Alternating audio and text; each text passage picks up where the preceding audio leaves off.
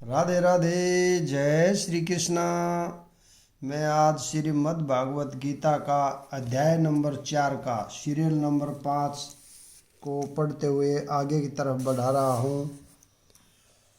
जो स्वतः होने वाले लाभ से संतुष्ट रहता है, जो द्वंद्व से मुक्त है और ईर्ष्या नहीं करता, जो सफलता तथा असफलता दोनों में स्थिर रहता है, वह कर्म करता हुआ भी कभी बनता नहीं। कृष्ण भावना भावित व्यक्ति अपने शरीर निर्वाह के लिए भी अधिक प्रयास नहीं करता। वह अपने आप होने वाले लाभों से संतुष्ट रहता है। वह न तो मांगता है न उधार लेता है, किंतु यथा सामर्थ्य वह सच्चाई से कर्म करता है और अपने श्रम से जो प्राप्त होता है उसी से संतुष्ट रहता है। अतः वह अपनी जीविका के विषय में स्वतंत्र रहता है।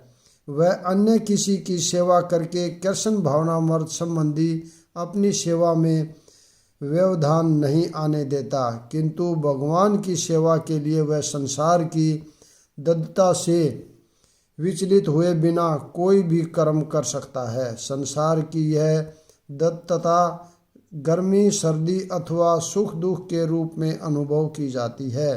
कृष्ण भावना भावित व्यक्ति दत्तता से परे रहता है, क्योंकि कृष्ण को प्रसन्न करने के लिए वह कोई भी कर्म करने में झिझकता नहीं।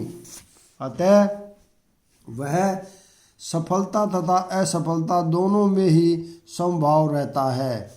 ये लक्षण तभी दिखते हैं जब कोई दिव्य ज्ञान से पूर्णतः स्थिर हो।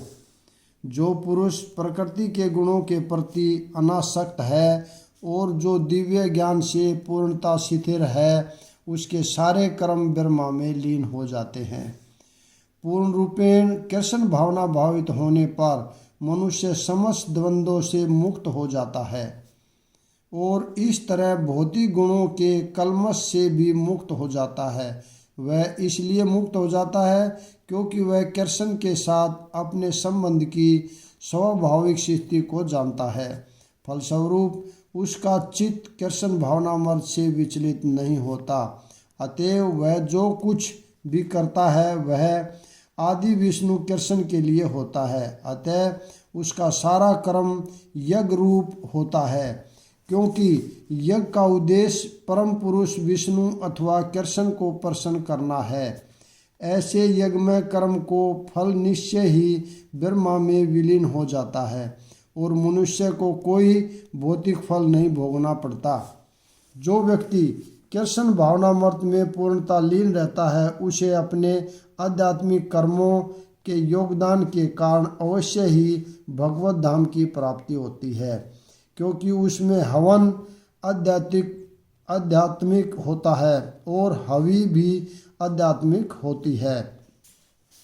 यहाँ इसका वर्णन किया गया है कि किस प्रकार कृष्ण भावना भावित कर्म करते हुए अंत गोत्वा आध्यात्मिक लक्ष्य प्राप्त होता है। कृष्ण भावनामृत विषय विविध कर्म होते हैं जिनका वर्णन अगले श्लोकों में किया गया है, किंतु इस श्लोक में तो केवल कृष्ण भावनामृत का सिद्धांत वर्णित है। भौतिक कलमश से ग्रस्त बद्ध जीव को भौतिक वातावरण में ही कार्य करना पड़ता है, किंतु फिर भी उसे ऐसे वातावरण से निकलना ही होगा जिस विधि से वह ऐसे वातावरण से बाहर निकल सकता है वह कृष्ण भावनामृत है। उदाहरण के लिए, यदि कोई रोगी दूध की बनी वस्तुओं के अधिक खाने से पेट की गड़बड़ी से ग्रस्त हो जाता है तो उसे दही दिया जाता है, जो दूध ही से बनी अन्य वस्तु है। भौतिकता से ग्रस्त बद्ध जीव का उपचार कृष्ण भावनामृत के द्वारा ही किया जा सकता है, जो यहाँ गीता में दिया हुआ है। यह विधि यज्ञ या विष्णु या कृष्ण को प्रसन्न करने के लिए किए गए कार्य कहलाती है। भौतिक जगत के जितने ही अधिक कार्य कृष्ण भावनामृत में या केवल विष्णु के लिए किए जाते हैं, पूर्ण तल्लीनता से वातावरण उतना ही अधिक आध्यात्मिक बनता रहता है। ब्रह्मा शब्द का अर्थ है आध्यात्मिक। भगवान आध्यात्मिक है और उनके दिव्य शरीर की किरणें ब्रह्मा ज्योति कहलाती हैं। यही उनका आध्यात्मिक तेज है। प्रत्येक वस्तु इसी ब्रह्मा ज्योति में स्थित रहती है, किंतु जब वह ज्योति माया या इंद्रिय तृप्ति द्वारा अंशावादित हो जाती है तो यह भौतिक ज्योति कहलाती है। यह भौतिक आवरण कृष्ण भावनामृत द्वारा तुरंत हटाया जा सकता है। अतएव कृष्ण भावनामृत के लिए अर्पित हवि ग्रहण करता, हवन होता तथा फल, ये सब मिलकर ब्रह्मा या परम सत्य हैं। माया द्वारा आच्छादित परम सत्य पदार्थ कहलाता है। जब यही पदार्थ परम सत्य के निर्मित प्रयुक्त होता है तो इसमें फिर से आध्यात्मिक गुण आ जाता है।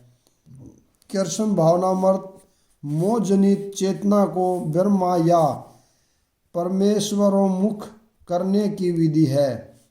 जब मन कृष्ण भावनामृत में पूरी तरह निमग्न हो रहता है तो उसे समाधि कहते हैं। ऐसी दिव्य चेतना से में संपन्न कोई भी कार्य यज्ञ कहलाता है।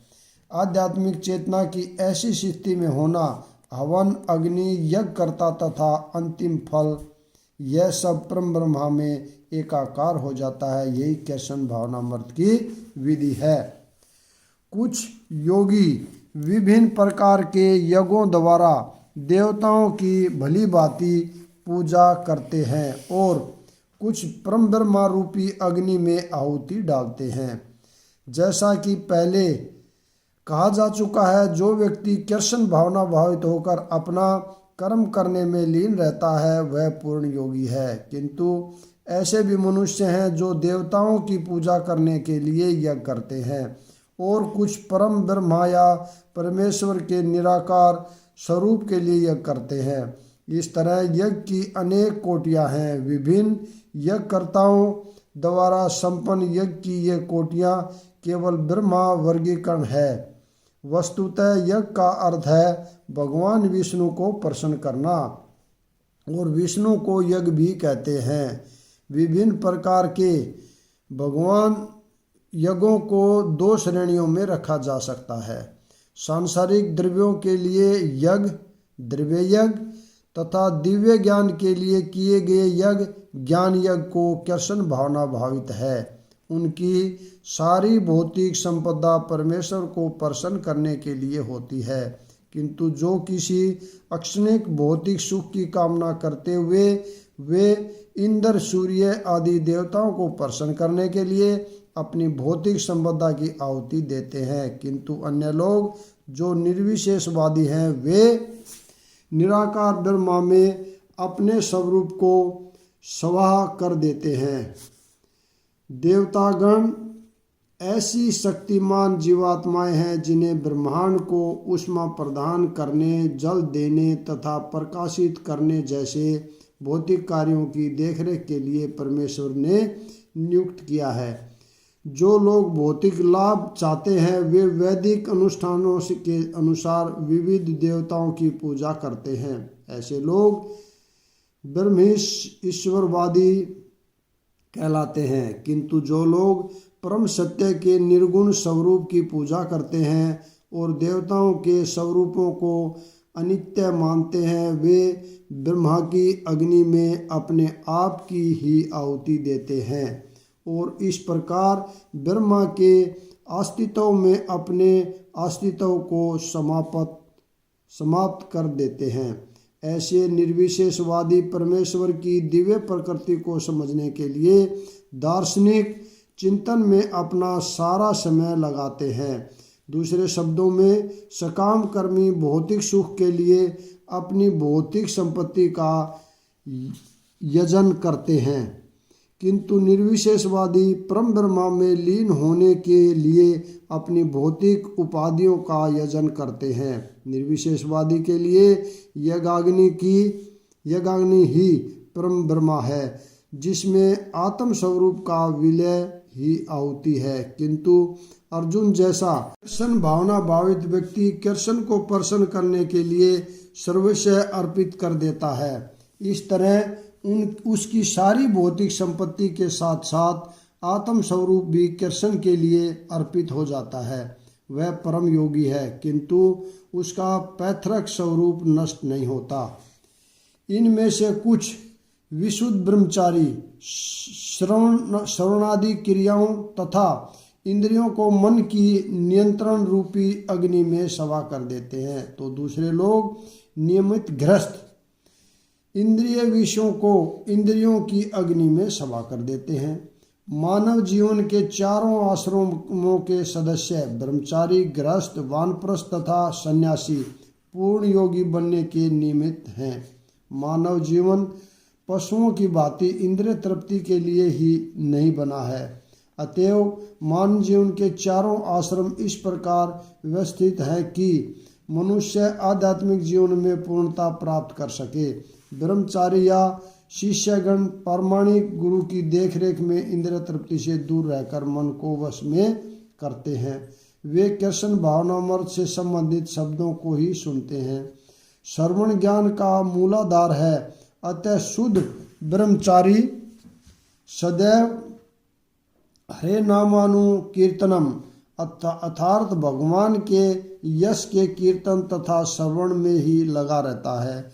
वह सांसारिक शब्द ध्वनियों से दूर रहता है और उसकी श्रवण श्रेणी इंद्रिय हरे कृष्ण की आध्यात्मिक ध्वनि को सुनने में ही लगी रहती हैं। इसी प्रकार से गृहस्थ भी, जिन्हें इंद्रिय तृप्ति की सीमित छूट है, बड़े ही संयम से इन कार्यों को पूरा करते हैं। यौन जीवन, मादक द्रव्य सेवन और मांसाहार मानव समाज की सामान्य प्रवृत्तियां हैं, किंतु संयमित गृहस्थ कभी भी यौन जीवन तथा अन्य इंद्रिय तृप्ति के कार्यों में अनियंत्रित रूप से प्रवृत्त नहीं होता। इसी उद्देश्य से प्रत्येक सभ्य मानव समाज में धर्म विवाह का प्रचलन है। यह संयमित अनासक्त यौन जीवन भी एक प्रकार का यज्ञ है, क्योंकि संयमित गृहस्थ उच्चतर दिव्य जीवन के लिए अपनी इंद्रिय तृप्ति की प्रवृत्ति की आहुति कर देता है। दूसरे जो मन तथा इंद्रियों को वश में करके आत्म साक्षात्कार करना चाहते हैं, संपूर्ण इंद्रियों तथा प्राणवायु के कार्यों को संयमित मन रूपी अग्नि में आहुति कर देते हैं। यहाँ पर पतंजलि द्वारा सूत्रबद्ध योग पद्धति का निर्देश है। पतंजलि कृत योग सूत्र में आत्मा को प्रत्यगात्मा तथा परागात्मा कहा गया है। जब तक जीवात्मा इंद्रिय भोग में आसक्त रहता है तब तक वह परागात्मा कहलाता है, और जो ही वह इंद्रिय भोग से विरत हो जाता है तो प्रत्यगात्मा कहलाने लगता है। जीवात्मा के भीतर में 10 प्रकार के वायु कार्यशील रहते हैं और इसे श्वास प्रक्रिया यानी प्राणायाम द्वारा जाना जाता है। पतंजलि की योग पद्धति बताती है कि किस तरह शरीर के वायु के कार्यों को तकनीकी उपाय से नियंत्रित किया जाए, जिससे अनंत वायु के सभी आंतरिक कार्य आत्मा को भौतिक आसक्ति से शुद्ध करने में सहायक बन जाए। इस योग पद्धति के अनुसार प्रत्यगात्मा ही चरम उद्देश्य है। इस प्रत्यगात्मा पदार्थ की क्रियाओं से प्राप्त की जाती है। इंद्रिय विषयों से प्रतिक्रिया करती है, यथा कान सुनने के लिए, आँख देखने के लिए, नाक सूंघने के लिए, जीभ स्वाद के लिए तथा हाथ स्पर्श के लिए हैं, और ये सब इंद्रियां मिलकर आत्मा से बाहर के कार्यों में लगी रहती हैं। ये ही कार्य प्राणवायु के व्यापार हैं। अपान वायु नीचे की ओर जाती है, ध्यान वायु से संकोच तथा प्रसार होता है। समान वायु से संतुलन बना रहता है और उदान वायु ऊपर की ओर जाती है। और जब मनुष्य प्रबुद्ध हो जाता है तो वह इन सभी वायुओं को आत्म साक्षात्कार की खोज में लगाता है। कठोर व्रत अंगीकार करके कुछ लोग अपनी संपत्ति का त्याग करके, कुछ कठिन तपस्या द्वारा, कुछ अष्टांग योग पद्धति के अभ्यास द्वारा अथवा दिव्य ज्ञान में उन्नति करने के लिए वेदों के अध्ययन द्वारा प्रबुद्ध बनते हैं। इन यज्ञों के कई वर्ग किए जा सकते हैं। बहुत से लोग विविध प्रकार के दान पुण्य द्वारा अपनी संपत्ति का यजन करते हैं। भारत में धनाढ्य व्यापारी या राजवंशी अनेक प्रकार की धर्मार्थ संस्थाएं खोल देते हैं तथा धर्मशाला, अन्नक्षेत्र, अतीतशाला, अनाथालय तथा विद्यापीठ। अन्य देशों में भी अनेक अस्पताल, बूढ़ों के लिए आश्रम तथा गरीबों के लिए भोजन, शिक्षा तथा चिकित्सा की सुविधाएं प्रदान करने के लिए दातमय संस्थान हैं। ये सब दान कर्म दिव्य में यज्ञ हैं। अन्य लोग जीवन में उन्नति करने अथवा उच्च लोकों से जाने के लिए चंद्रयान या चांद्रायण तथा चातुर्मास्य जैसे विभिन्न तप करते हैं। इन विधियों के अंतर्गत कति में कठोर नियम के अधीन कठिन व्रत करने होते हैं। उदाहरणतः चातुर्मास्य व्रत करने वाला वर्ष के 4 मासों में जुलाई से अक्टूबर तक बाल नहीं काटता, न ही कति में खाद्य पदार्थों खाता है और न दिन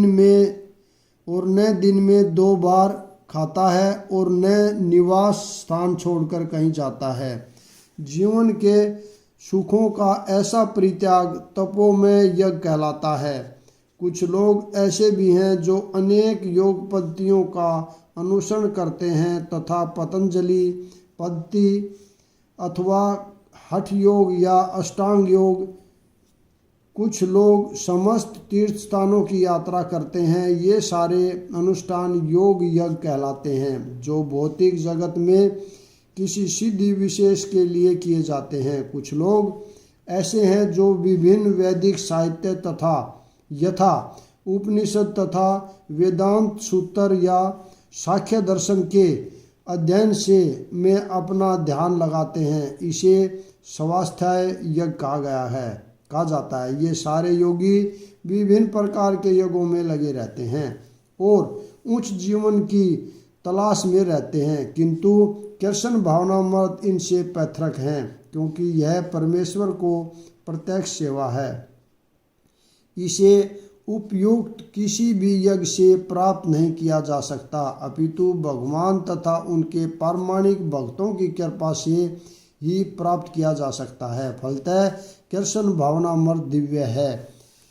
अन्य लोग भी हैं जो समाधि में रहने के लिए श्वास को रोके रहते हैं, जिसे प्राणायाम कहते हैं। वे अपान में प्राण को और प्राण में अपान को रोकने का अभ्यास करते हैं और अंत में प्राण अपान को रोककर समाधि में रहते हैं। अन्य योगी कम भोजन करके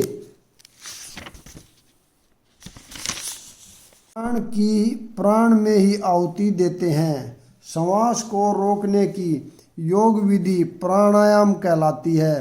प्रारंभ में हठ योग के विविध आसनों की सहायता से इसका अभ्यास किया जाता है। ये सारी विविधा इंद्रियों को वश में करने तथा आत्म साक्षात्कार की प्रगति के लिए संतुष्ट की जाती है। इस विधि में शरीर के भीतर वायु को रोका जाता है, जिससे वायु की गति की दिशा उलट विधि में शरीर के भीतर वायु को रोका जाता है जिससे वायु की गति की दिशा उलट सके।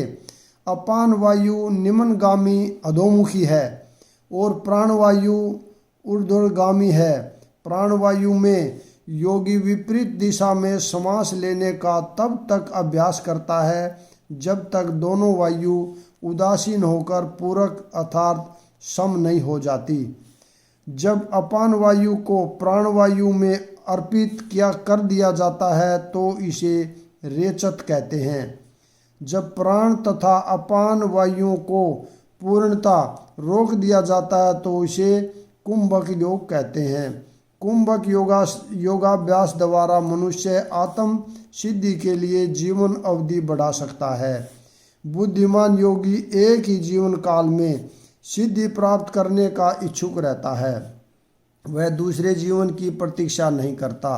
कुंभक योग के अभ्यास से योगी जीवन अवधि को अनेक वर्षों के लिए बढ़ा सकता है, किंतु भगवान की दिव्य प्रेमा भक्ति में स्थित रहने के कारण कृष्ण भावना भावित मनुष्य स्वतः इंद्रियों का नियंता बन जाता है, यानी जितेंद्रिय बन जाता है, जीत लेता है। उसकी इंद्रियां कृष्ण की सेवा में तत्पर रहने के कारण अन्य किसी कार्य में प्रवृत्त होने का अवसर ही नहीं पाती। फलतः जीवन के अंत में उसे स्वतः भगवान कृष्ण के दिव्य पद पर स्थानांतरित कर दिया जाता है। अतः वह दीर्घजीवी बनने का प्रयत्न नहीं करता, वह तुरंत मोक्ष पद को प्राप्त कर लेता है, जैसा कि भगवत गीता में कहा गया है।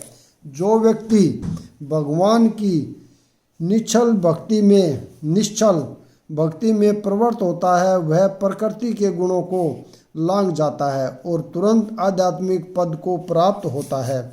कृष्ण भावना भावित व्यक्ति दिव्य अवस्था से प्रारंभ करता है और निरंतर उसी चेतना में रहता है, अतः उसका पतन नहीं होता और अंततः वह भगवत धाम को जाता है। कृष्ण प्रसादम को ही खाते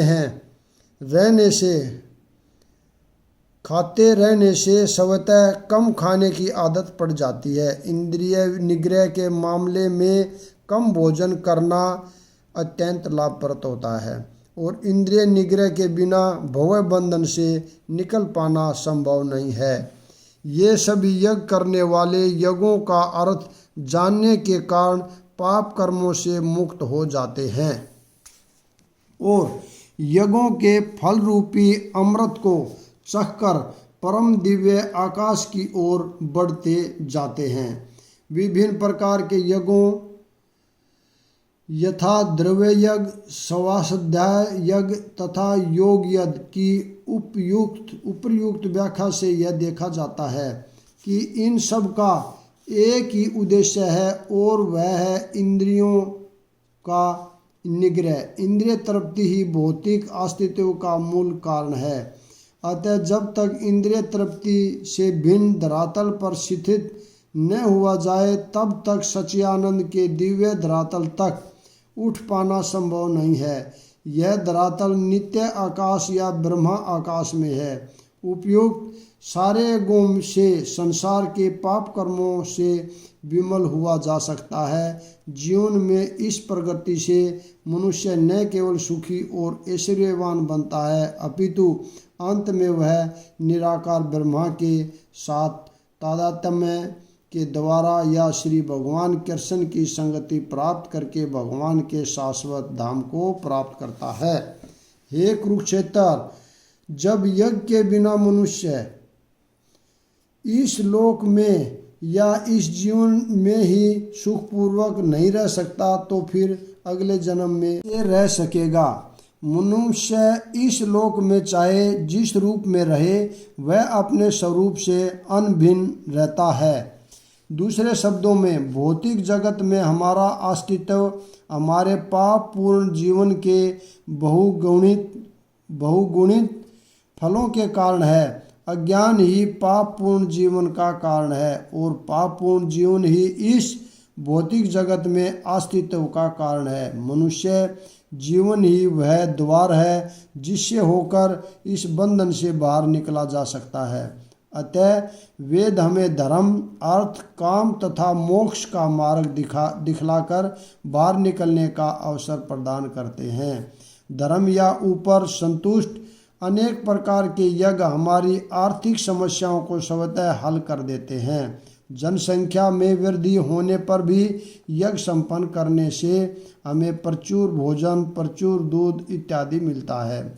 जब शरीर की आवश्यकता पूर्ण होती है तो इंद्रियों को तुष्ट करने की बारी आती है। अतः वेदों में नियमित इंद्रिय तृप्ति के लिए पवित्र विवाह का विधान है। इस प्रकार मनुष्य भौतिक बंधन से क्रमशः छूटकर उच्च पद की ओर अग्रसर होता है और मुक्त जीवन की पूर्णता परमेश्वर का सानिध्य प्राप्त करने में है। यह पूर्णता यज्ञ संपन्न करके प्राप्त की जाती है, जैसा कि पहले बताया जा चुका है। फिर भी यदि कोई व्यक्ति वेदों के अनुसार यज्ञ करने के लिए तत्पर नहीं होता तो वह इस शरीर में सुखी जीवन की कैसे आशा कर सकता है।